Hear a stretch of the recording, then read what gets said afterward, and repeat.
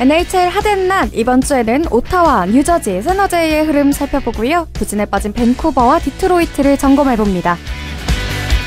NHL 경기 리뷰 시간에는 동부지구 최고의 자리를 놓고 맞대결을 펼친 보스턴과 템파베이의 경기 돌아보고요. 플레이오프 2라운드에 돌입한 KHL도 함께 체크해보겠습니다.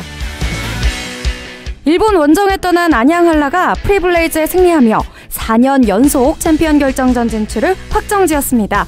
챔피언 결정전 상대는 사할린을 꺾고 올라온 오지 이글스입니다. 국내 최초, 국내 유일의 아이스하키 팟캐스트 비하인더넷 140회 시작합니다.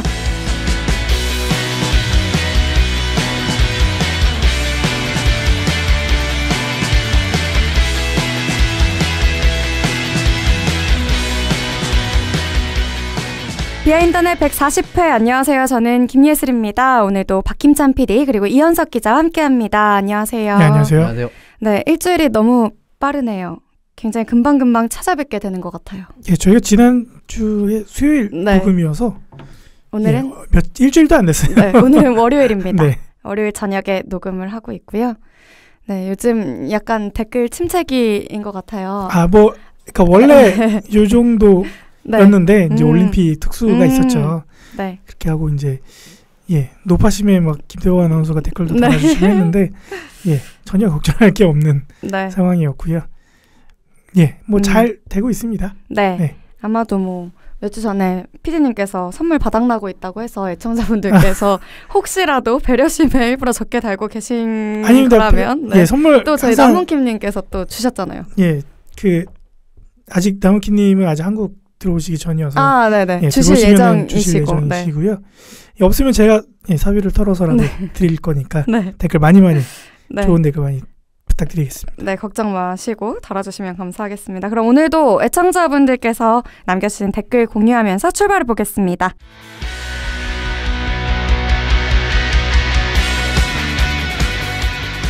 네, 비하인더넷 140회 함께하고 계십니다. 먼저 네이버 댓글부터 살펴보도록 할 텐데요. 전영모님입니다. 오지가 챔피언 결정전에 진출했네요. 이현석 기자님 예상에 설마 했는데 내공이 대단하십니다. 우승팀 예상도 기대합니다 하셨습니다. 이현석 기자님이 3승 2패로 사할린을 꺾을 거라고 말씀하셨었죠. 많은 분들이 약간 의아해 하실 수도 있었어요. 약간 전영모님 말씀해 주신 대로 설마? 했을 텐데 예상 적중이네요. 어떻게 생각하시나요? 운입니다, 운. 한라도 거의 맞췄어요. 네. 그쵸. 예? 결국 한라 올라간다고. 그것도 스코어도 똑같이 맞추긴 했는데. 근데 제가 생각했던 경기 양상과는 조금 다른 양상이었기 때문에 아주 다 맞았다라고 말씀드리기는 그런 것 같습니다. 네. 그렇고 우하하님도 남겨주셨어요. 김예슬 아나운서 저번 주에 안 나와서 아쉬웠는데 이번 주에 나와서 아침에 라디오로 좋은 목소리 들을 수 있으니 기분이 상쾌하네요. 예전에 스포츠 기사로 영어 공부할 때 기사에서 오베츠킨에 대해서 들어본 적이 있는데요. 여기서 이름을 들을 수 있어서 반갑네요. 오베츠킨이 정규리그에서 뛰어난 실력을 뽐내는데 이상하리만큼 플레이오프에서는 그렇지 못해서 우승 트로피가 아직 없다고 하던데 단순히 운으로 치부될 만한 건가요? 아니면 다른 이유가 있을까요?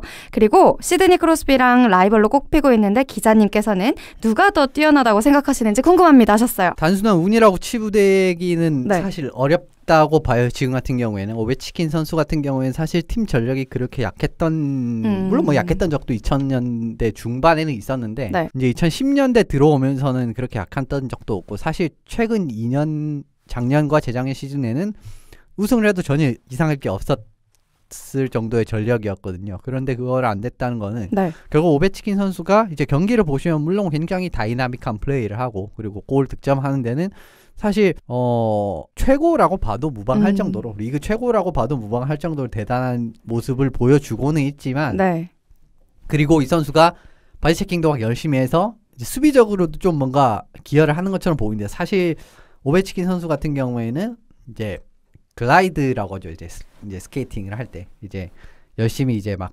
계속 들어가는 게 아니라 살짝 이제 힘을 빼면서 쭉 타면서 백체킹을 하거나 그런 빈도가 사실상 상당히 많은 선수입니다. 그렇기 때문에 팀 수비에 그렇게 크게 도움이 되는 선수도 아니고 최근에 와서는 어시스트 수치가 올해 같은 경우에는 많이 올라오긴 했지만 어시스트 수치가 많이 떨어졌고 골 같은 것도 파워플레이에서 그 왼쪽 페이스오프 서클에서 원타이머 그 비중이 상당히 늘었어요. 거기서 나오는 골이 상당히 많기 때문에 조금은 이제 스코어러 윙어의 한계가 나오는 거죠. 그게 이제 스코어링형 윙어가 네. 결과적으로는 이제 팀에 미치는 영향이 우승까지는 좀 닿기가 어렵다라고 이제 풀이가 될 수 있는 거고. 네. 피츠버그가 3번의 우승을 했을 때는 사실 예브게니 말킨 선수의 활약도 상당했기 때문에 가능했던 겁니다. 그쪽에는 사실 오베치킨급 그 이상이라고 봐도 무방할 정도의 선수가 2명이나 있기 때문에 차이가 네. 있는 거고요. 단순히 이제 크로즈비 선수와 비교를 했을 때는 전 당연히 크로즈비 선수가 더 낫다고 봐요. 왜냐하면은 이제 물론 저는 오베치킨 선수를 더 좋아합니다만 이제 크로즈비 선수가 더 낫다고 보는 이유는 센터 같은 경우에는 기본적으로 이제 200피트 게임이라고 이제 미국 이제 영미권에서는 표현을 네. 하는데 공격 수비 이제 링크의 오른쪽 끝에서 왼쪽까지 계속 왔다 갔다 하는 역할은 결과적으로는 센터가 하는 거예요. 그렇기 때문에 센터가 그만큼 공격 수비적으로 많이 팀에 기여하는 바가 크다라고 말씀드릴 수 있는 거고 네. 크로즈비 선수는 생각보다 이제 수비력 자체가 그렇게 나쁘진 않습니다. 근데 이 선수를 PK나 이런 부분에서 활용을 했을 때는 아깝죠 조금 사실 네. 이제 다른 부분에서 많이 아깝고 그리고 결과적으로 팀 스포츠에서 팀원이 가치를 받기 위해서는 다른 팀원들을 이제 얼마나 올려줄 수 있는지 능력을 올려줄 수 있는지 이것도 상당히 중요한데 그래서 NBA 같은 경우에도 르브론 제임스가 뭐 올타임 그레이트 넘버 1 뭐 이런 소리가 나오는 것도 사실 그런 것도 없지 않아 있거든요. 네. 크로즈비 선수도 마찬가지입니다. 이 선수가 윙으로 들어오는 선수들은 거의 모두 커리어 하이급의 성적을 남겼고요. 그만큼 이제 이 선수가 얼마나 다른 선수들의 셋업이라든지 다른 선수들의 플레이를 올려줄 수 있는 이런 능력을 얼마나 갖추고 있느냐 네. 이런 부분에서 제가 생각했을 때는 차이가 있는 거기 때문에 그렇기 때문에 저는 크로즈비 선수가 조금 더 뛰어나다고 저는 보고 있습니다. 네, 우아님 충분한 답변이 되셨을 것 같고요. CHAR님도 남겨주셨어요. 이번 시즌 MVP는 맥키넌인 것 같습니다. NHL 최고의 플레이어는 크로스비, 맥데이빗이 아닌 맥키넌이 아닐까 생각되네요. 스피드, 퍽 핸들링, 슈팅, 시야, 센스 다 최고인 것 같습니다. 지난 시즌 꼴찌팀을 플레이오프 자리까지 혼자 만들어 놓은 걸 보면 작년 맥데이빗보다도 뛰어나 보이네요. 라고 남겨주셨네요. 한 선수가 팀에 끼치는 영향 그리고 그것만 딱 본다면은 네이선 맥키넌 선수가 올해 MVP가 돼도 충분하다라고 저는 말씀을 드리고 싶은데 네. 결과적으로 하트 트로피 같은 경우에는 팀 성적도 상당히 이제 고려 요소에 좀 들어간다고 봐도 무방할 정도로 MVP 그러니까 MVP 말씀드리는 거 MVP 같은 경우에는 좀 팀 성적도 어느 정도 이제 같은 값이면은 팀 성적이 좀 높은 선수가 사실 조금 더 우위에 서는 게 맞기 때문에 네.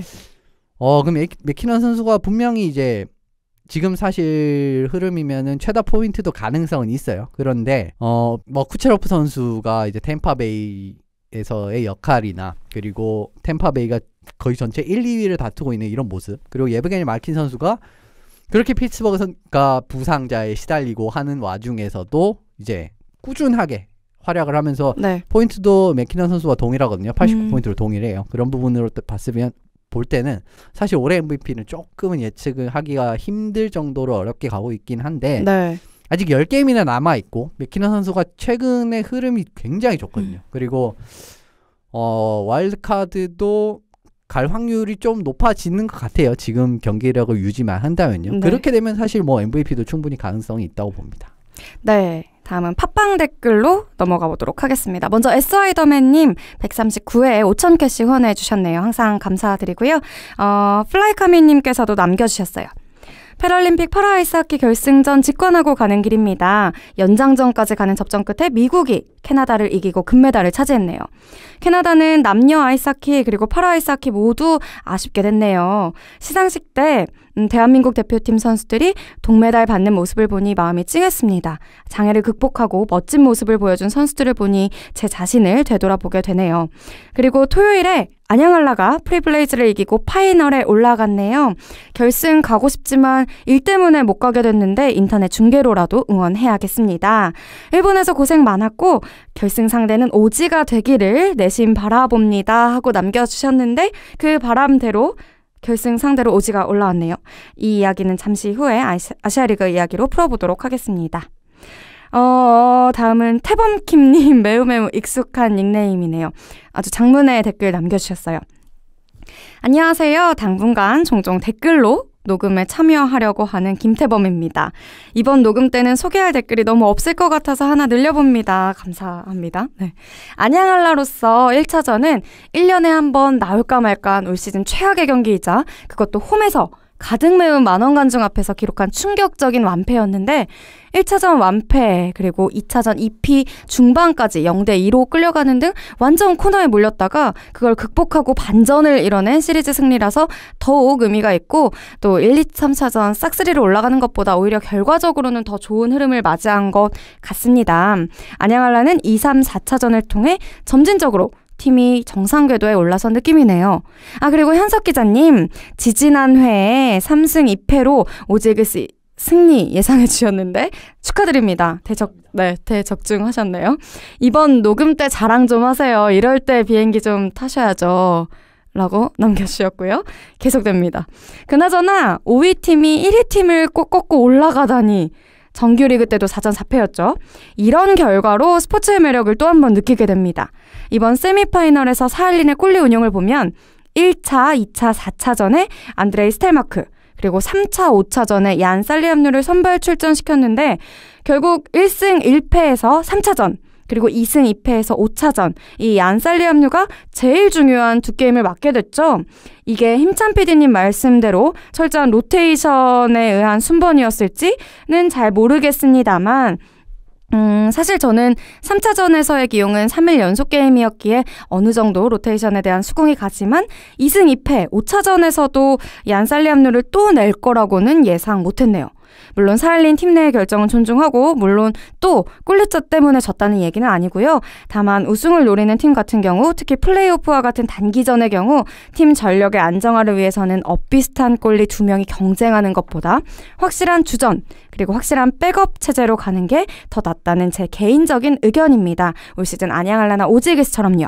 아무튼 5차전에 얀 살리암누가 나온 건 놀랍고도 인상적이었네요. 그리고 이번 아시아리그 플레이오프 파이널은 사상 첫 5번째 우승 대 사상 첫 5위 팀의 우승 이런 구도가 됐네요. 어떤 결과든 역대 최초라는 결과가 될 것 같고요. 안양할라가 유독 오지에그스 상대로는 최근 몇 년간 워낙 잘해왔기 때문에 확실히 자신감은 먹고 들어가는 시리즈인데요. 오지에그스의 요즘 상승세가 또 예사롭지 않아서 예측하기는 쉽지 않겠네요.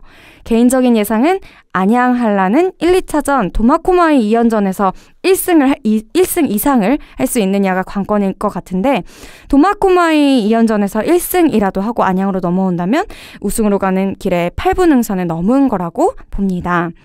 그럼 세 분의 더 디테일한 파이널 예상과 전망을 기대해 보도록 하겠고요. 모쪼록 힘찬 PD님, 현석 기자님, 그리고 예슬 아나운서님 세 분 목 관리 잘하시고 앞으로도 좋은 방송 부탁드립니다. 항상 감사한 청취자 여러분들도 늘 건강 유의하세요 하면서 장문의 댓글 남겨주셨어요. 이럴 거면 그냥 출연하시는 게 낫잖아요.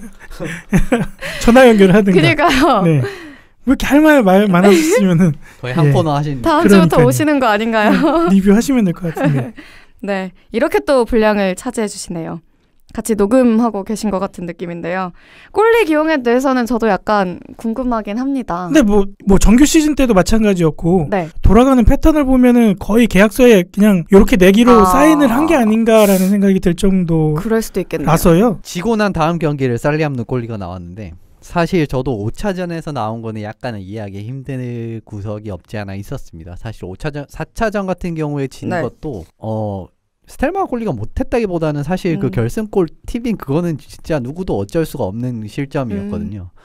못하지 않았는데 이 바꾸었다라는 이 기용 자체가 결과적으로는 패배로 작용을 했고 그렇기 때문에 비난의 요소가 있는 건데 사실 이거 승리했으면 또 뭐 영장 소리 그냥 바로 듣는 거거든요. 역시 부진한 꼴리를 바꾼 꼴리 이제 감독의 기용술이 빛났다 이렇게 이야기할 수 있는데 결과적으로는 패배를 했고 짐을 싸게 된 게 비난의 도마에 오르는 이유인 것 같습니다. 네.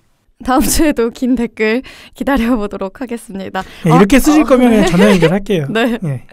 네. 다음 하나 더 있는데요. 팟빵 댓글로 램크라스님께서 139회에 3,000원 후원해 주셨네요. 감사드리고요. 댓글도 남겨주셨어요. 안녕하세요. 먼저 제 닉네임은 제가 좋아하는 건축가 램쿨하스를 줄여서 이렇게 지었습니다. 램쿨하스라고 읽어주시면 돼요. 138회 때 김태범 아나운서께서 제 닉네임을 어떻게 읽어야 될지 애매하다고 하셔서 이렇게 남겨봅니다. 오즈에게스가 사흘린을 꺾고 올라가다니 정말 이변이네요. 안양할라와 멋진 챔피언 결정전 되기를 바라봅니다. 그리고 선물 챙겨주신다니 정말 감사합니다. 선물 받으면 인증샷 다시 올리겠습니다. 하고 팟빵에다가 남겨주셨습니다. 감사드리고요. 이번 주도 선물이 나가나요? 다 한 번씩은 받으셨던 분들이시죠. 예, 그런데요. 태범킴님. 네. 안 받은 분 한번. 네, 태범킴님 계셔가지고요. 네. 예, 뭐 애기 옷이라도 하나 싸보내야겠네요. 아이고, 네. 네. 네, 선물 태범킴님 이번 주는 받게 되실 것 같고요. 다음 주에도 청취자, 애청자 분들의 많은 댓글 기대해 보도록 하겠습니다. 댓글은 여기까지 하고요. NHL 하덴낫으로 넘어가 보겠습니다.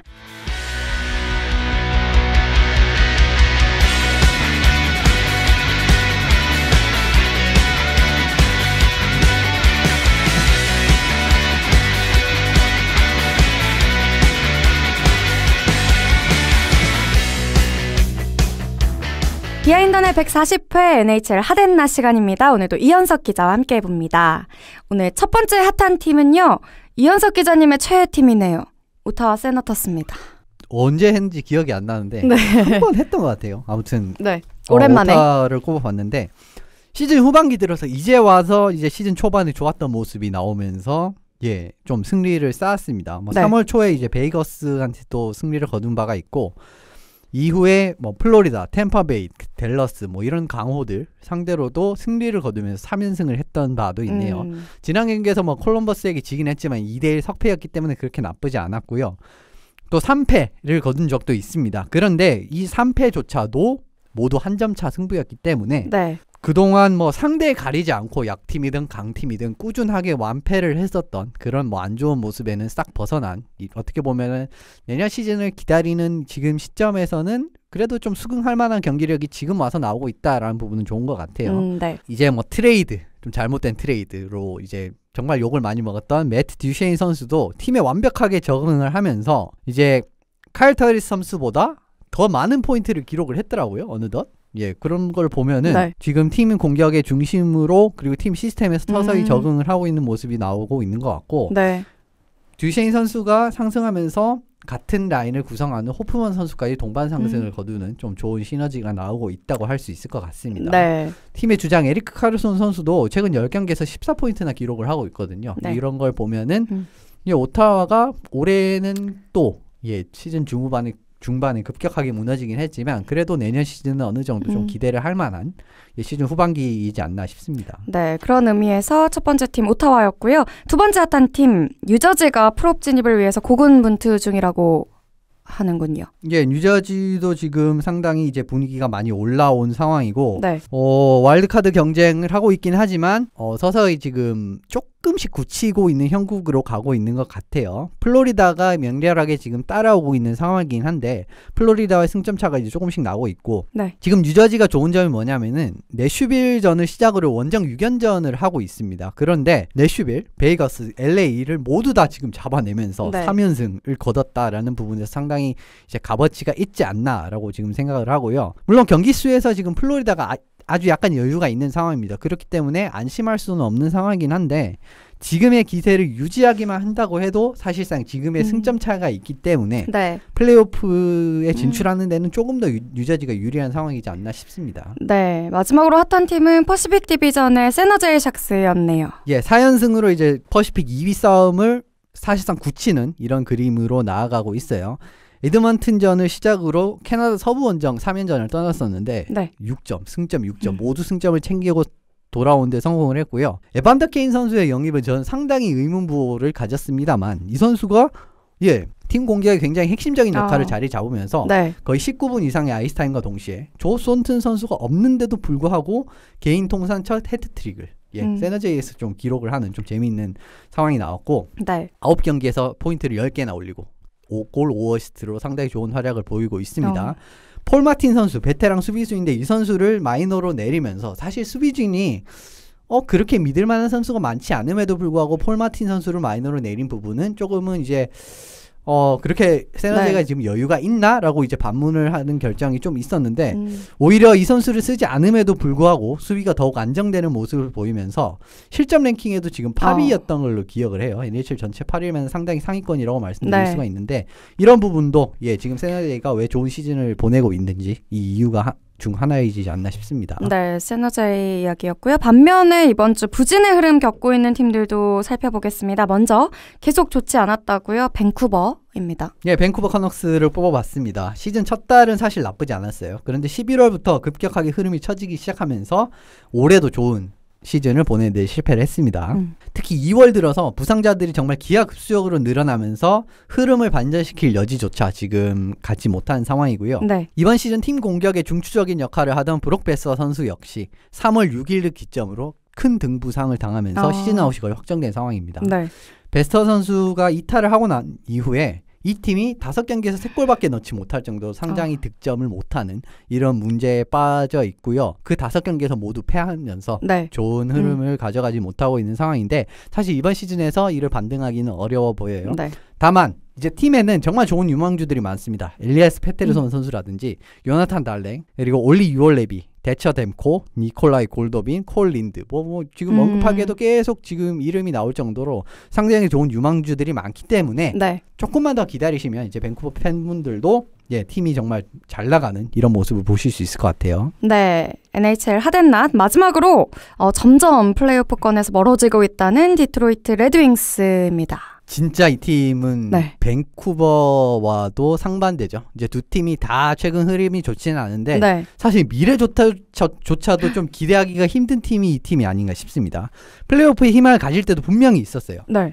그런데 사상 최악의 3월이라고 봐도 무방할 정도로 3월의 일정을 모두 이제 좋지 않은 모습을 보이면서 플레이오프 가능성이 거의 사라졌습니다. 3월 들어서 사실 이제 디트로이트 일정이 쉽지 않은 거는 사실이었어요. 위니펙, 미네소타, 보스턴, 베이거스, 콜럼버스, 세너제이, LA, 애너하임 뭐 이거 다 쟁쟁한 팀들과 맞붙었기 때문에 일정이 쉽지 않은 건 사실인데 3월 들어서 8경기를 가졌는데 1승도 거두지 못했습니다. 8패를 했다는 겁니다. 3월에 모든 일정을 패했고 사실 위니펙이랑 보스턴과의 접전은 사실 조금 예상 외의 결과기는 했지만 그 이외에는 모두 완패에 가까운 결과였기 때문에 흐름이 더더욱 좋지가 않아요. 뭐 딜런 라키 선수가 이제 이제 지난 시즌 이제 정말 좋지 않은 시즌을 보인 것에 반등을 했다. 이 부분은 좋았고요. 그리고 뭐 에서너 시우스 선수 그리고 앤서니 만사 선수 이런 선수들이 조금 활약을 해본 부분은 좀 좋은 부분이긴 하지만 그래도 전반적으로 주축 선수들이 최악에 가까운 활약을 보이고 있다는 것이 모두 정말 디트로이트가 올 시즌도 좋지 않은 시즌을 보내는 것 같고 수비, 골텐딩까지 사실 좋은 구석이 하나도 없어요. 지금 디트로이트가. 어디부터 손을 대야 될지도 정말 막막할 정도로 지금 디트로이트 팀이 망가진 상황인데 코칭 이제 지도부 이제 수습 지도부가 이 팀을 어떻게 수습을 할지도 사실 좀 지켜봐야 될 것 같네요. 네, 핫하지 못했던 소식이었고요. NHL 핫앤낫 이번 주 소식은 여기까지입니다. 저희는 잠시 후에 NHL 경기 리뷰로 돌아옵니다.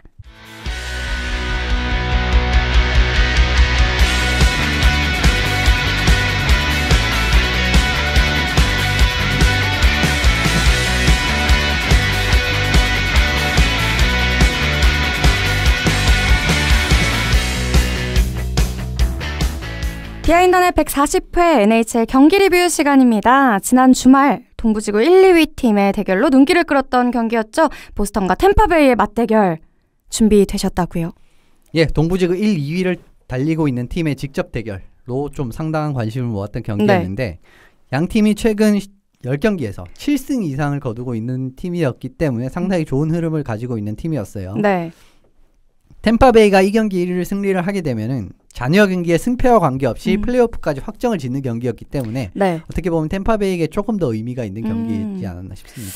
이 두 팀은 트레이드 데드라인에서도 좀 큰 움직임이 있었다고 하는데요. 두 팀이 사실상 데드라인에 상당히 적극적으로 움직인 팀이었고 큰 영입이 있었죠. 그런데 새로 영입한 선수들이 모두 괜찮은 활약을 보이면서 적응을 하고 있어요. 템파 같은 경우에는 나메스트니코프 선수를 대신해서 JT 밀러 선수가 1라인의 윙어로 자리를 잡은 상황이고 라이언 맥더나 선수 역시 부상에서 복귀한 이후 20분 이상을 뛰어주면서 상당히 가치 있는 활약을 하고 있습니다. 보스턴 같은 경우에는 이제 릭 내시 선수가 아주 득점에서 해결사 역할을 보인다라고 보기엔 좀 어려운데 그래도 뭐 공수 양면에서 좀 좋은 활약을 이어주고 있고 아무 사실 기대를 하지 않았던 브라이언 지온타 선수가 8경기에서 6포인트나 올리면서 의외의 활약을 보여주고 있습니다. 네. 이런 부분은 좀 좋은 점이라고 할 수 있고 네. 레인저스에서 마찬가지로 영입을 한 닉 홀든 선수도 수비진의 깊이를 더해주는 데는 괜찮은 카드로 지금 영입을 했다라고 평가가 되는 것 같아요. 하지만 이 경기에 앞서서 보스턴에 또 아쉬운 변수가 있었다고요. 예, 보스턴은 지금 부상 선수가 상당히 많습니다. 2월 말, 3월 들어서 상당히 부상 선수가 많은데요. 2월 27일부터 파트리스 베르제노 선수가 발 미쇄골절로 인해서 3월 말까지 이탈이 확정된 상황이고 20살이지만 보스턴 수비진에 정말 핵심적인 역할을 하고 있는 찰리 맥커보이 선수가 있어요. 그런데 이 선수 역시 무릎 인대가 접질리는 부상으로 인해서 4주 결장이 확정된 상황입니다. 네. 더불어 팀의 주장이라고 할 수 있는 즈데노 차라 선수와 보조 득점원으로 상당히 좋은 활약을 보여줬던 제이크 데브러스크 선수까지 모두 상반신 네. 부상으로 이번 템파베이전은 출장을 할 수가 없었어요. 그럼에도 불구하고 그 악재를 딛고 보스턴이 완봉승을 가져가네요. 예, 초반부터 템파베이의 수비진을 완벽하게 이제 붕괴를 시키면서 네. 이런 시점부터 차이를 확실하게 만들었던 게 3대 0이라는 완승을 끌어낼 수 있었던 비결이었다고 생각을 합니다. 보스턴은 3분 만에 파스트라크 선수가 득점을 하면서 네. 좋은 흐름을 계속 이어갔고요. 템파베이는 반면에 본인이 원하는 대로의 경기 흐름을 이어나가지 못했습니다. 보스턴은 정말 수비력이 상당히 이 경기에서 뛰어났고 스페셜팀과 같은 부분에서 차이점을 확실하게 만들어내면서 3점 차. 네. 어떻게 보면은 기선제압에 확실하게 성공을 한 이런 결과라고 말씀드릴 수 있겠네요. 네, 사실 쉽지 않은 상황이지만 보스턴이 이번 경기에서 승리할 수 있었던 요인 3가지 꼽아주셨다고요. 먼저 첫 번째 어떤 게 있을까요? 템파베이가 원하는 경기 운영을 하지 못하게 만드는 거. 이 부분이 가장 큰 이번 승리의 원인이라고 할 수가 있습니다. 템파베이의 공격진은 4라인까지 모두 퍽을 굉장히 잘 다루는 선수가 많고요.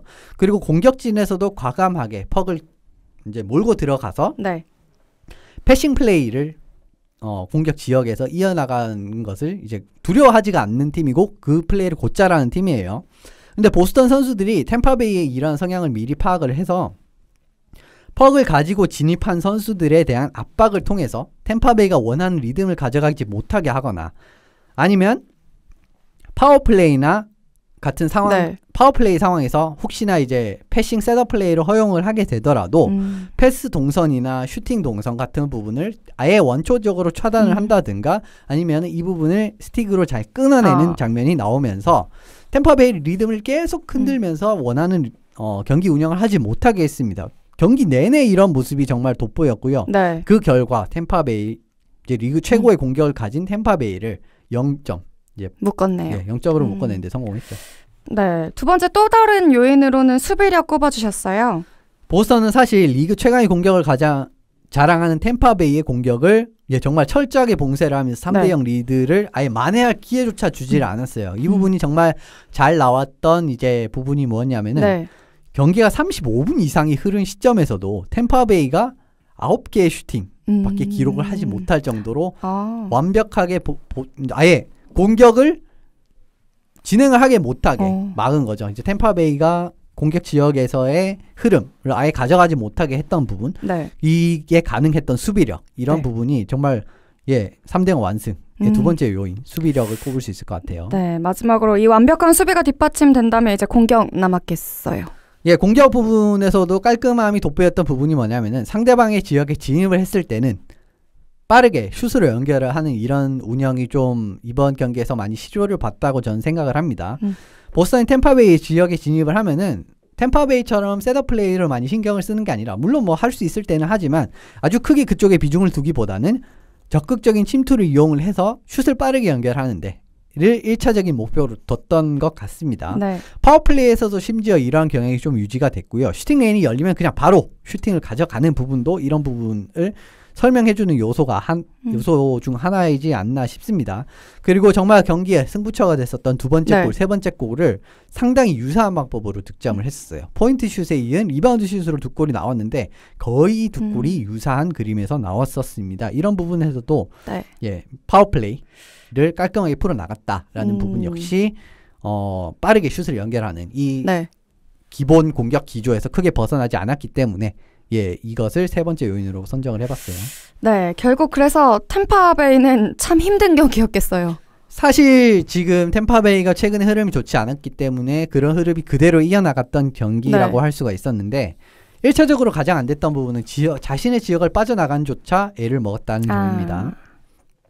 템파베이는 이 경기에서 좀 자신의 진영을 빠져나간데도 상당히 애를 먹으면서 원하는 대로 경기가 전혀 풀리지가 않았어요. 지역을 빠져나가는 시점에서 이제 보스턴 선수들이 적절한 타이밍에 압박을 들어오고 흐름이 틀어지거나 혹시나 이제 살짝 이제 퍽을 걷어내서 네. 숨을 돌리려는 시도조차 보스턴 선수에게 끊기거나 이 플레이가 제대로 이루어지지 않으면서 예, 1차적으로 지역을 수월하게 빠져나가지 못했던 게 전반적인 공격의 침체를 끌어올 수밖에 없었고 그 결과는 예, 3대0 셧아웃패를 가져왔다고 저는 생각합니다. 네, 그럼 이번 경기를 통해서 양팀 디비전 내 상황을 좀 살펴볼게요. 예, 보스턴이 이번 사실 승점 4점짜리 게임이라고 봐도 무방한 경기에서 승점 2점을 챙기면서 템파베이와 승점 차이를 이제 2점 차로 이제 일시적으로 좁히는 데 성공을 했었습니다. 네. 그 다음 경기인 콜럼버스전까지 승리를 하면은 동부 전체 1위까지도 어떻게 보면은 등극을 할 수 있는 상황인데 뭐 오늘 또 템파베이가 에드먼턴을 잡으면서 이 시나리오는 사실 좀 건너갔지만 네. 그래도 1위와의 간격을 좁혔다라는 부분에서 상당히 의미를 찾을 수 있을 것 같고 네. 템파베이 같은 경우에는 최근에 흐름이 좀 후반기 흐름이 그렇게 좋다고 보기는 어려울 것 같아요.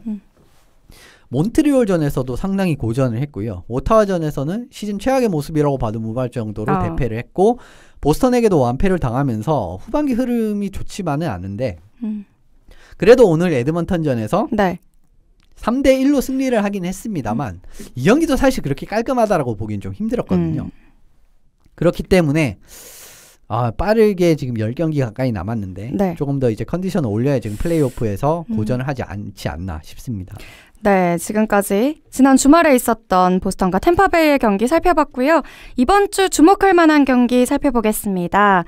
돌아오는 주죠. 23일 금요일 오전 9시에 토론토 대 내슈빌 경기 예정돼 있고요. 같은 날 오전 11시에는 베이거스와 세너제이 경기까지 예정돼 있습니다. 다음 날이죠. 24일 토요일 오전 8시에는 뉴저지와 피츠버그 경기, 같은 날 오전 9시에는 애너하임과 위니펙 경기가 펼쳐질 예정입니다. 25일 일요일에는 오전 9시 내슈빌 대 미네소타, 26일 월요일에는 새벽 1시 반에 필라델피아 대 피츠버그, 같은 날 오전 8시에는 내슈빌 대 위니펙 경기까지 예정이 돼 있습니다. 이번 주 같은 경우에 내슈빌 이제 지난주에서 좀 수요일 목요일 정도까지 제가 언급을 드렸기 때문에 23일부터 언급을 드리는데 네. 내슈빌이 상당히 중요한 일정을 맡고 있어요. 이제 동부 강호 토론토부터 시작을 해서 애너하임, 위니펙을 상대로 하는데 이 팀들까지에게도 승리를 거두게 된다면은 어떻게 보면은 이번 시즌 리그 양강이라고 할 수 있는 템파베이와 내슈빌에서 사실 내슈빌이 조금 더 무게가 실리는 그림으로까지도 갈 수가 있습니다. 그렇기 때문에 이 세 경기를 좀 주목하시면 좋을 것 같고요.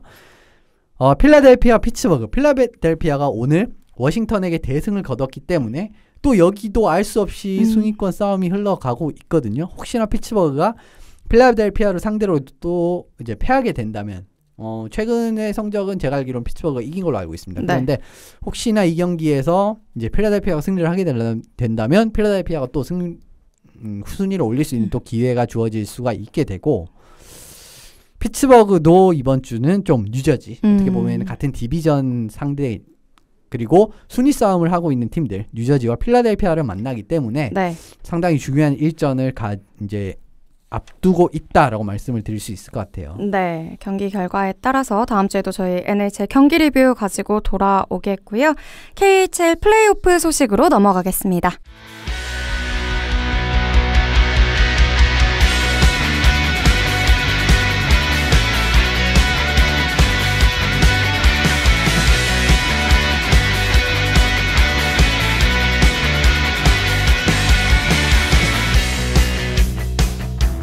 비하인드넷 140회 함께하고 계십니다. 이번에는 KHL로 옮겨봅니다. 지지난 회부터죠. KHL 플레이오프 라운드를 체크하고 있는데요.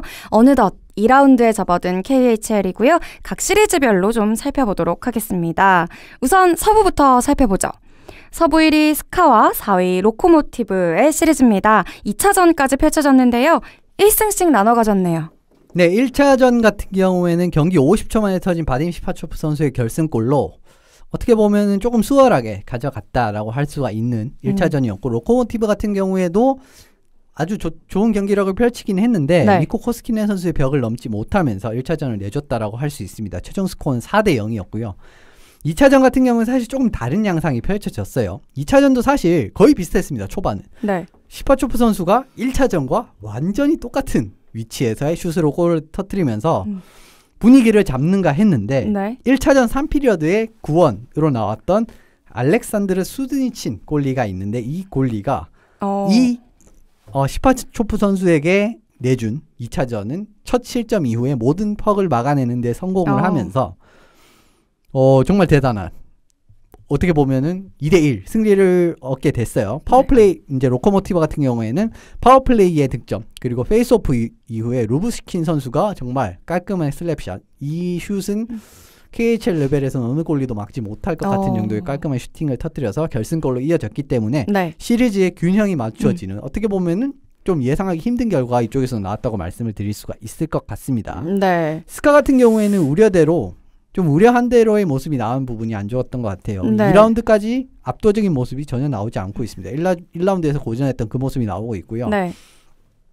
이제 3, 4차전은 야로슬라블 원정인데 사실 조금은 부담스러운 결과가 라고 할 수 있을 것 같아요. 1, 2차전 모두 사실 기대만큼의 경기력이라고 하기에는 보기 어려웠고요. 네. 이제 스카 정도의 전력이면 좀 압도적으로 찍어 누르는 이런 모습이 아니라 비슷하지만 조금 더 이제 골을 넣는 능력이 더 좋은 느낌? 1차전도 좀 그런 느낌이었거든요. 그런 부분이었기 때문에 경기력이 압도적이지 못했고 또 더 안 좋은 것은 2차전에서 네. 2피리어드 슈팅 수가 21대 6으로 밀렸어요. 압도적으로 밀렸고 이 2피리어드에서 결승골까지 터지게 되면서 어떻게 보면은 최악의 피리어드가 경기를 내주는 이런 결과를 낳게 됐고 이 스카 팀이 사실 전반적인 이제 팀의 전력이 더 좋기 때문에 이 팀이 분위기만 찾는다고 한다면은 충분히 다시 이제 뭐 모든 경기를 지금부터 이겨도 이상하지 않은 팀이기 때문에 어느 시점에 다시 팀의 분위기가 돌아올지도 좀 시리즈에 큰 향방을 가르지 않을까 싶습니다. 네, 지난주 기자님 예상처럼 스카는 우려 그대로였고요. 스카가 다시 압도적인 모습을 언제쯤 되찾을 수 있을지 지켜보도록 하겠습니다. 이번에는 스카의 라이벌이라고 할 수 있는 체스카를 살펴봅니다. 체스카는 요케리트 헬싱키를 상대로 2승을 챙겼네요. 네. 올림픽에서 상당히 맹활약을 했던 두 선수 체스카의 키릴 카프리조프 선수와 요케리트의 엘리 톨바넨 선수와 어떻게 보면 직접적인 맞대결로 좀 많은 관심이 모아졌던 경기였는데 1차전은 체스카가 사실 4대0 완승을 거뒀습니다. 1피리어드부터 무난하게 차이를 벌린 결과가 4대0이라고의 결과가 나왔고 요케리트는 라이언 자폴스키 선수를 이제 1차전에 다시 출전을 시켰는데 결국 또 4실점을 하면서 이제 패배를 거두게 됐어요. 2차전 같은 경우에는 굉장히 접전 양상으로 경기가 흘러갔는데 요케리트도 이 경기는 사실 찬스가 상당히 많았습니다. 그런데 요케리트는 좋은 찬스를 골로 연결하지 못했고 체스카 같은 경우에는 2피리어드에 터진 미하일 그리고렌코 선수의 득점을 정말 끝까지 잘 지켰다고 과언이 아닐 정도로 정말 좋은 활약을 보였기 때문에 2대0 2차전 승부가 났고요. 시리즈 스코어도 2대0으로 체스카가 앞서는 그런 그림이 나오고 있습니다. 이번 시리즈에서 정말 돋보이는 선수는 체스카의 골리인 일리아 소로킨 선수를 뽑을 수 있는데 요케리트가 상당히 사실 1차전은 많이 밀리는 경기를 했습니다. 그런데 2차전 같은 경우에는 요케리트도 좋은 찬스가 많았거든요. 그런데 그런 이제 좋은 찬스가 많았다는 점을 생각을 한다면은 두 경기 연속 셧아웃은 상당히 의미가 있다라고 말씀드릴 수 있는 결과인 것 같아요.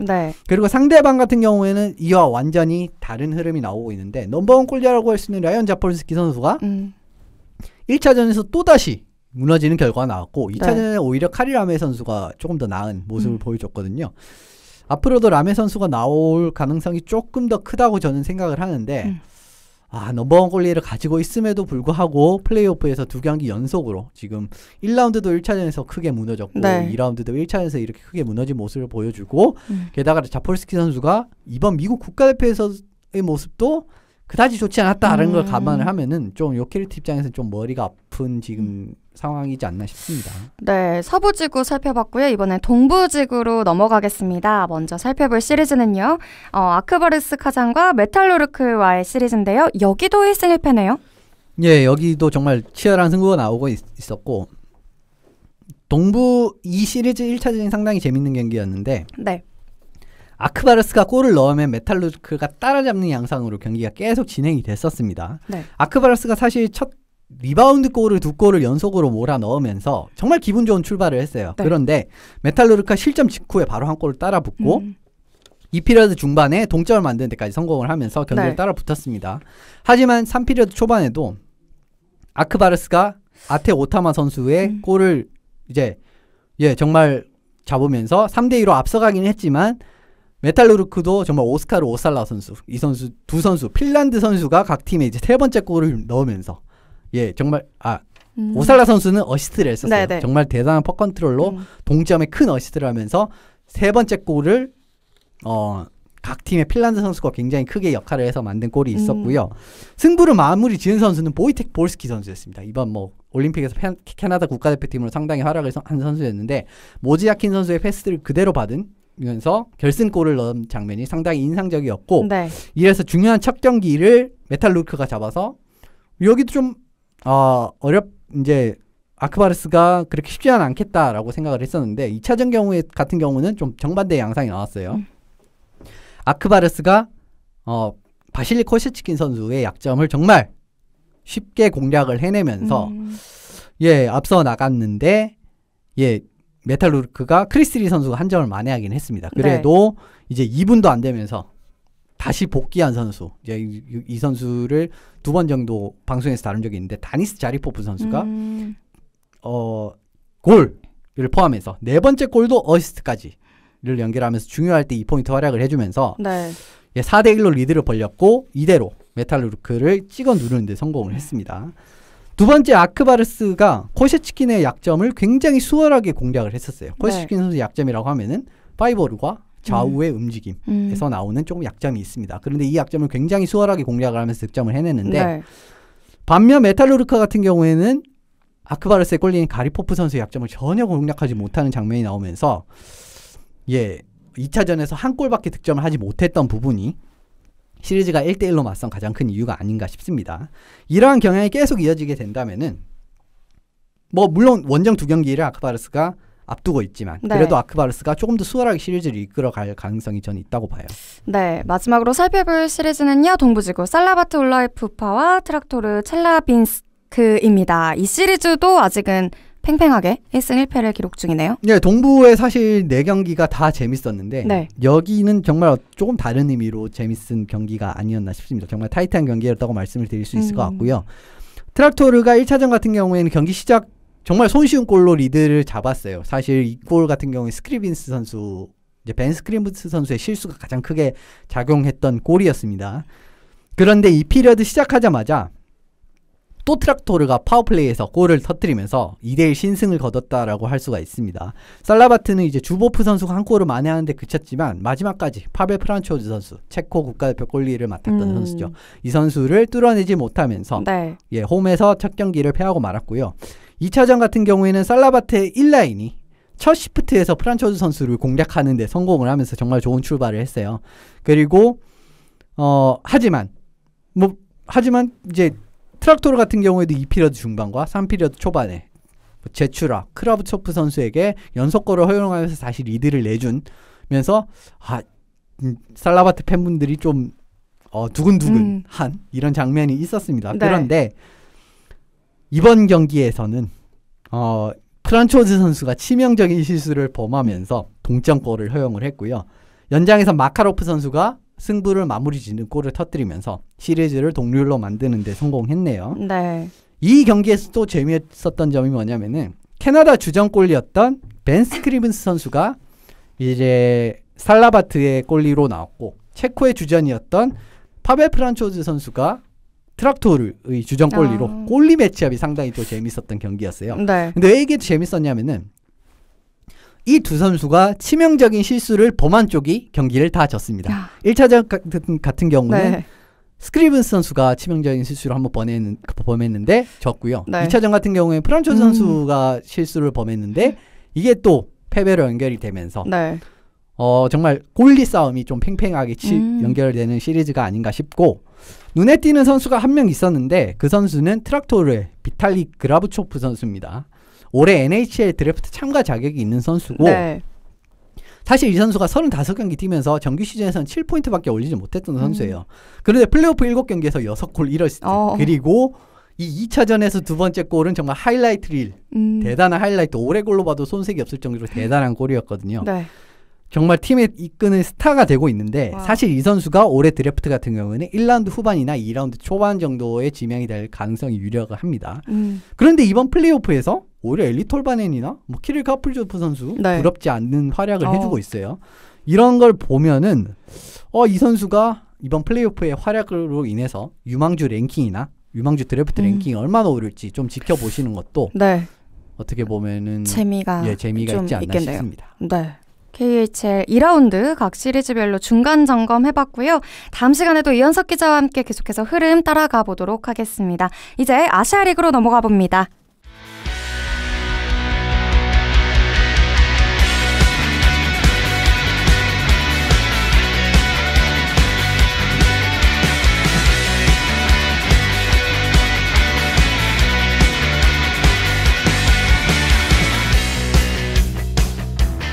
비하인드의 140회 마지막 소식은요. 아시아리그 플레이오프 세미파이널입니다. 아시아리그 아이스하키 2017-2018 세미파이널이 지난 주말에 모두 마무리가 됐고요.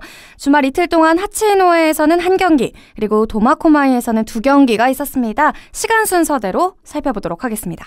먼저 3월 17일 토요일 도마코마이에서는 홈팀 오지이글스가 3대2 소중한 연장승을 따냈습니다. 이렇게 승부는 다시 원점이 되었죠.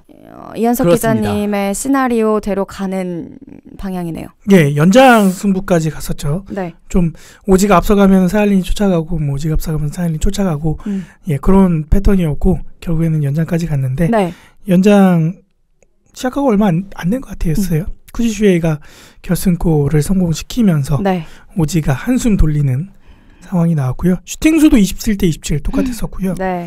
팽팽했네요. 예, 거의 호각이라고 말씀을 드릴 수가 있는 경기였는데 사실 저는 이제 이거 프라이머리 웨스트 선수가 누구였는지 잠깐 기억이 안 나는데 그 포인트 슛이 그대로 들어간 걸로 처음에 봤었는데 뒤에 느린 그림으로 봤을 때는 이제 쿠지 선수가 이제 팁을 댔더라고요. 그런 부분은 사실 이제 스탈마우 골리로는 손을 쓸 수가 없었다라고 할 수가 있을 것 같고 이게 사일린에서 3차전과 어떻게 보면은 상당히 비슷했던 골이 이번에는 오지 쪽에서 나오게 되면서 오지가 시리즈를 동률로 만드는 그런 장면이 있었습니다. 네.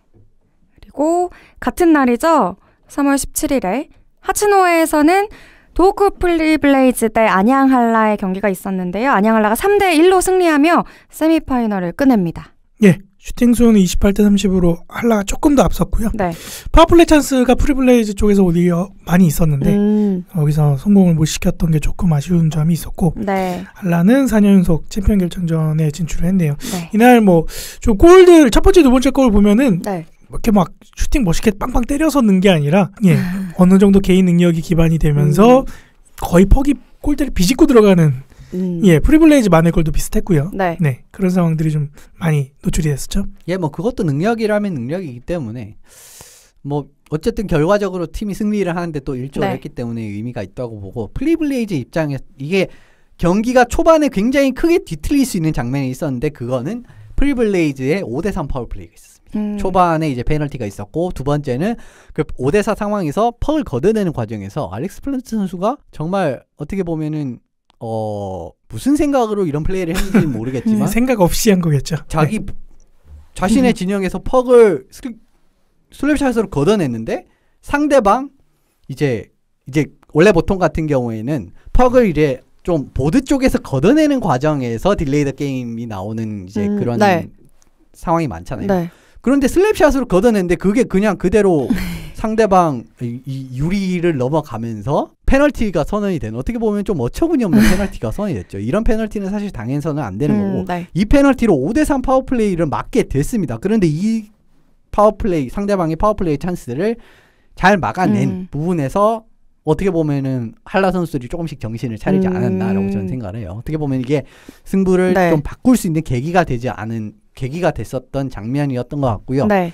결국 여기서 득점을 하지 못했는데 한라 같은 경우에는 물론 어느 정도의 운이 작용하기도 했습니다. 스틱에 맞고 좀 정신없이 들어가는 이런 골도 있었기 때문에 그렇긴 한데 결과적으로는 능력, 선수들의 개인의 능력이라든지 네. 블레이즈 같은 경우에는 홈에서도 득점난에 시달리는 모습은 여전했어요. 결과적으로 슛을 깔끔하게 이어가지 못했고 전반적으로 경기가 풀리는 부분도 사실 이제 3차전에서 안양한라가 3피리어드는 정말 잘했거든요. 그런데 그 3차전 3피리어드의 흐름이 그대로 4차전에서도 이제 그 페널티 킬링을 하고 난 이후로부터는 그 부분이 좀 이어지는 그런 장면이 나왔던 것 같습니다.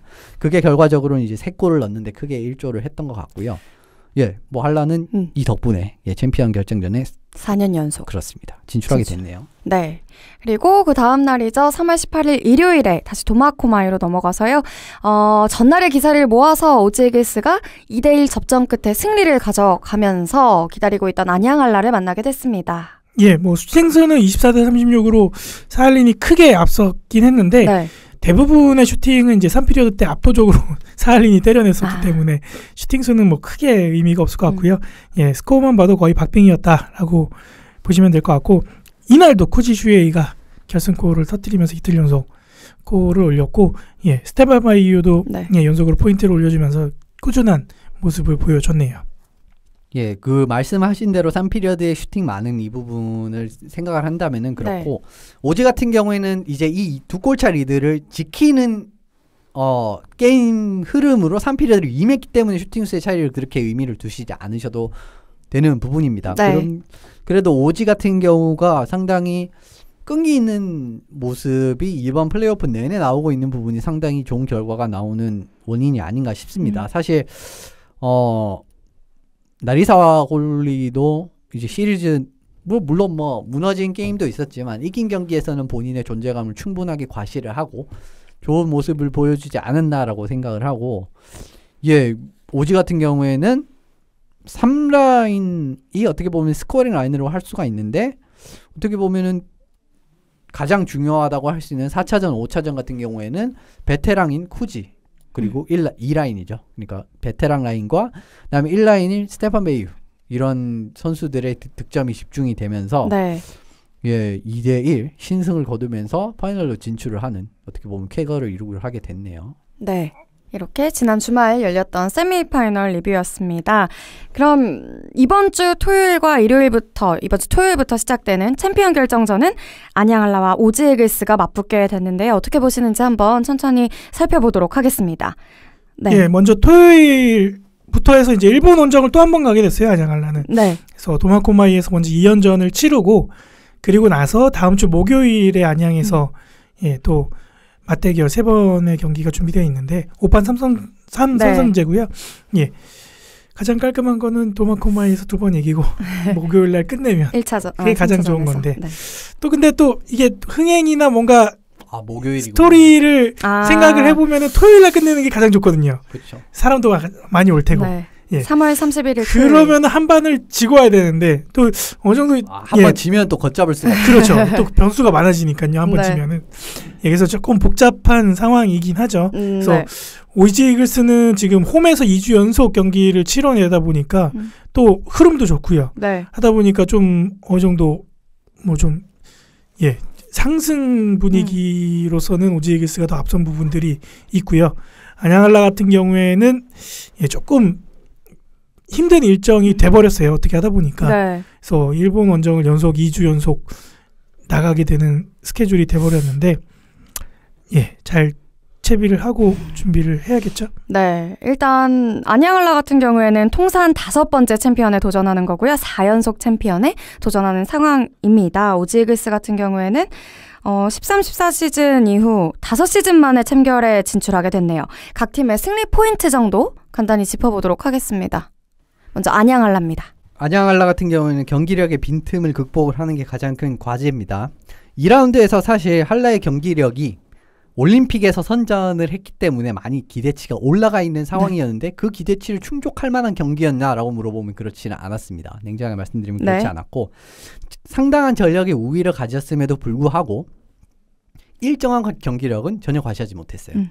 그런 부분이 블레이즈전의 고전으로 그대로 나타났다고 볼 수 있는 지금 결과가 나왔고요. 네. 4차전에도 초반에 상당히 안일했던 플레이가 있었습니다. 이런 부분도 이거의 하나의 예시라고 할 수가 있었고, 블레이즈보다 사실 오지는 득점 툴 부분이 훨씬 더 좋다라고 할 수가 있어요. 그렇기 때문에 오지와의 챔피언 결정전에도 이렇게 일정하지 못한 경기력이 이어진다라고 한다면은 충분히 오지에게 물릴 수 있는 그런 가능성이 있습니다. 네. 그렇다고 할 수 있을 것 같고, 이제 저 팀별로 이제 주목할 만한 선수들을 한 명씩 뽑아 드릴 건데, 네. 한라 같은 경우는 전 김기성 선수를 뽑아봤어요. 김기성 선수. 4차전에서 가장 중요한 결승골을 뽑아내면서 네. 팀의 파이널 진출을 어떻게 보면은 이끌어냈다라고도 할 수가 있는데, 안양 한라의 자랑이라고 할 수 있는 1라인을 구성하고 있는 김기성, 김상욱 선수가 플레이오프 2라운드에서 활약은 그다지 좋지는 못했다라고 말씀을 드릴 수가 있을 것 같습니다. 네. 다만 그래도 부진에 빠졌을 때는 팀의 1라인에서의 득점이 굉장히 크게 팀에 영향을 끼치는 만큼 이제 좋은 흐름으로 가져갈 수 있다는 거죠. 그럴 때 팀의 공격이 전반적인 부진에 빠졌을 때 해결사로 부상할 만한 선수는 누구냐라고 하면 역시나 김기성 선수가 되어야 된다고 저는 생각을 합니다. 그리고 이 선수가 챔피언 결정전에서도 좋은 흐름을 가져가기 시작을 한다면은 사실 안양 한라의 공격은 걷잡을 수가 없기 때문에 더더욱 이 선수가 더 좋은 활약을 하는 부분이 챔피언 결정전에서 한라가 우승을 하는데 가장 큰 원인이 되지 않을까 싶습니다. 네. 안양 한라는 일단 정규 시즌에서 좋은 추억들이 많이 있으니까 그 추억들을 좀 되돌아봐야 될 것 같고요. 최근 김태범 아나운서도 댓글에다가 소개를 해줬지만 최근에 4년 동안 거의 진 적이 한 번밖에 없거든요. 그리고 최근 3년 동안 홈에서 기록들을 보면 또 무패였기도 했는데 그런 기억들을 좀 되새겨 봐야 되는데 문제는 이제 도마코마이 원정에서 일 텐데 일단 서로 1, 2라인이 잘한다는 거는 파악이 됐을 거란 말이죠. 네. 저쪽에 스테반 베이유나 아니면 쿠지슈의 1, 2라인의 막강함은 이미 서로 잘 알고 있고 또 마찬가지로 오지도 안양 한라의 1, 2라인은 대비를 충분히 했을 거고요. 결국에는 이제 3라인, 4라인 나머지 라인에서의 그런 변수 아니면 미스매치 이런 부분들이 어떻게 좀 실효를 거두느냐 차이일 것 같은데 글쎄요. 객관적으로 봤을 때는 실질적으로 경기 스탯을 놓고 보면은 오지이글스가 좀 더 앞서는 부분들이 눈에 띄죠. 근데 안양 한라 쪽에서는 만약에 프리블레이즈전 때처럼 나온다라면은 이제 바구상, 로슬란 베르니코프, 스카파니 이렇게 세 선수가 또 묶여서 나올 수도 있을 것 같은데 지난 세미파이널 때 제가 스카파니가 좀 해줘야 된다라고 했는데 이번에 아무것도 못했거든요. 그래서 다시 한번 기대를 개인적으로 걸어보고요. 이쪽에서 좀 안 풀리면은 어렵게 가지 않을까. 1, 2라인에서는 서로 5대5 싸움이라고 본다라면은 3라인에서의 싸움이 좀 승부를 결정짓지 않을까. 그런 생각이 좀 들었습니다. 네. 한편 오지이글스 같은 경우는 어떨까요? 저도 마찬가지 얘기인데 3라인 싸움에서 우위를 점할 수 있다면 사실 오지가 이번 챔피언에 오를 가능성도 저는 있다고 봅니다. 오지 득점 라인은 상당히 밸런스가 좋아요. 1라인에 사토, 베이유를 묶은 라인과 2라인 오바라, 쿠지 그리고 3라인 같은 경우는 타카하시와 베리 텔럭슨 선수를 묶는 이런 구성 자체는 플레이오프 들어서 공격 부진 어떻게 보면 좀 부진에 빠진 안양 한라의 공격 라인과 비교했을 때는 사실 좀 더 무게감이 있다라고 저는 생각이 되는 라인이라고 봅니다. 특히 3라인의 상승세가 이번 시리즈에서 가장 중요하다고 보는데 센터를 맡고 있는 에치고 토모야 선수까지 이 재팬컵부터 흐름이 상당히 좋아요. 요 3라인을 정말 좋은 득점 라인으로의 존재감이 나오고 그리고 1, 2라인까지 동반으로 터지는 상황이 나온다면은 정말 오지 공격력은 걷잡을 수 없다라고도 말씀드릴 수 있고 이런 경기 흐름이 나온다면은 오지가 어떻게 보면 한라를 자꾸 우승하는 염원하는 시나리오가 나올 수도 있다라고 저는 생각을 합니다. 주목할 만한 선수는 하시모토 류오 선수예요. 저는 이 선수가 공수 양면에서 그간 정말 오지에서 차지하는 비중이 상당히 큰 선수였는데 이번 플레이오프 2라운드에서는 또 한 단계 더 진보된 이런 모습이 나왔다고 저는 생각을 합니다. 공격 가담이 더 적극적으로 변했어요. 물론 그렇다고 수비 백책이 그렇게 느린 것도 아니고 이런 거 봤을 때는 수비진에서 이 선수의 비중이 점점 커져만 간다라고 지금 생각을 할 수 있는 상황이고 수비에 상당히 좋은 활약을 보이고 있기 때문에 사실 오지가 우승을 하기 위해서는 하시모토 류 선수의 활약 역시 절실한 상황입니다. 이제 플레이오프 1, 2라운드 같은 경우에는 팀의 주장이라고 할 수 있는 하가요스케 선수가 부상으로 나오지 못했습니다. 사실 제가 생각했을 때는 챔피언 결정전도 출장이 불투명한 상황으로 알고 있는데 하가요스케 선수가 나오지 못하는 만큼 그만큼 더 이제 하시모토 류 선수가 조금 더 본인의 역량에서 더 나아간 활약을 해줘야만이 네. 오지가 승리를 할 수 있는 그림이라고 저는 봅니다. 네. 그렇다면 챔피언 결정전 안양한라 대 오지 이글스 경기 최종 예상 한번 해보도록 할게요.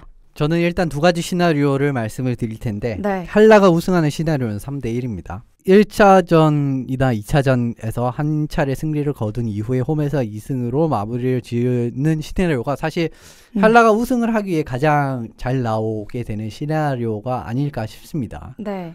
그리고 오지가 우승을 하는 네. 시나리오는 마찬가지로 3대2예요. 이제 지금 같은 경우에는 제가 이번 오지 같은 경우에는 경기력이 상당히 인상적이었다라고 평가하는 게 무엇이냐면 전반적인 팀의 이제 선수진 자체도 사실 오지 같은 경우 상당히 좋은 편이긴 한데 이 선수들이 상당히 몸을 날리고 하드워킹, 블루칼라와 같은 그런 역할을 올해만큼 열심히 한 적이 있나 싶을 정도로 상당히 열심히 뛰고 그리고 슈플락이라든지 이런 부분에서 성을 다하는 이런 모습이 나온 부분에서 네. 어떻게 보면 이거는 좀 이변이 나오면은 올해는 좀 나올 수가 있다라고 저는 생각을 해요. 물론 거기 위해서는 넘어야 할 산이 많긴 많아요. 나리타와 선수가 멜타신 선수와 1대1 골리 매치업에서 지면 안 되고 네. 거기서 지는 상황이 나오면 아예 끝나버리는 네. 거고 그래도 한라 같은 경우에는 이제 비슷한 엘리트 팀과 같은 경우 엘리트 팀이고 이런 부분에서는 전력이 더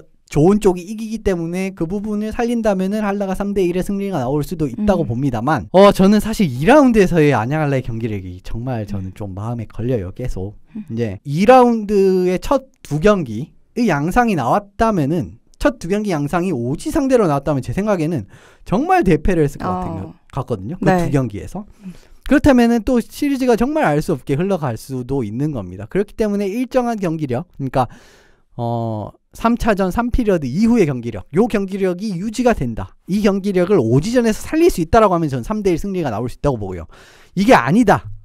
그리고 오지가 계속 이제 한라가 초반에는 0점을 못 잡는 상황에서 오지가 공략이 들어오고 득점이 나와서 경기가 틀어지는 경기가 한두 경기가 나와버린다라고 하면은 사실 오지가 제가 생각했을 때는 적지에서 우승을 할 가능성도 적지 않게 있다고 봅니다. 그렇기 때문에 두 가지 시나리오를 제시를 드리는 거고, 솔직하게 말씀을 드리면 2라운드의 이때까지의 모습을 봤을 때는 오지가 3대2로 우승을 하는 시나리오가 조금 더 가능성이 있어 보여요. 근데 한국 국내 팬들 분들께서는 물론 그 시나리오가 나오지 않게끔 해야겠죠. 근데 그 시나리오가 무조건 더 나올 가능성이 크다고 해서 그게 나온다는 건 아니거든요. 이제 한라가 우승을 하는 시나리오도 분명히 있기 때문에 이 분위기를 잘 살려서 이제 말씀드린 그런 요소 부분을 잘 살리면 충분히 한라도 3대1로 승리할 가능성이 있기 때문에 좀 지켜보시면 좋을 것 같습니다. 그런데 이제 전 재팬컵이나 1라운드, 2라운드 전반적인 경기력을 다 종합해서 봤을 때는